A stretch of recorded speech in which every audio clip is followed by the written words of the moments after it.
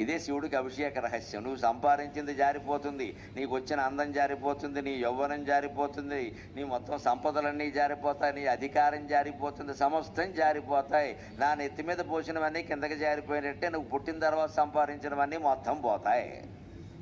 నీకు మాట వచ్చింది పోతుంది, నడకొచ్చింది పోతుంది, స్పృహ వచ్చింది పోతుంది. ఎందుకని? ప్రాణం వచ్చింది పోయింది కాబట్టి. వచ్చింది ప్రతిదీ పోతుందండి. ఏది ఉంటుంది అంటే ఎప్పుడు ఏది ఉందో అదే ఉంటుంది. వచ్చింది ఏదైనా పోవలసిందే.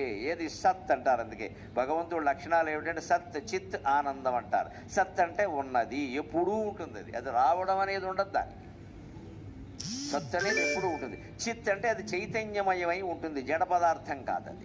అలాగే ఆనందమయమై ఉంటుంది, దాంట్లో దుఃఖం సమస్య లేదు. మనం కూడా భగవత్ స్వరూపాన్ని కనుక భావించగలిగితే, ప్రేమించగలిగితే, దర్శించగలిగితే ఆనంద స్వరూపులమే ఉంటాం. ఏ దుఃఖము మనని ఏమీ చేయలేదంటే వస్తూ ఉంటాయి. గాలి వచ్చినట్టే దుఃఖాలు సుఖాలు కూడా వస్తాయి. ఆస్వాదిస్తాం, వదిలేస్తాం అంతే. మనస్సు చెలించదు.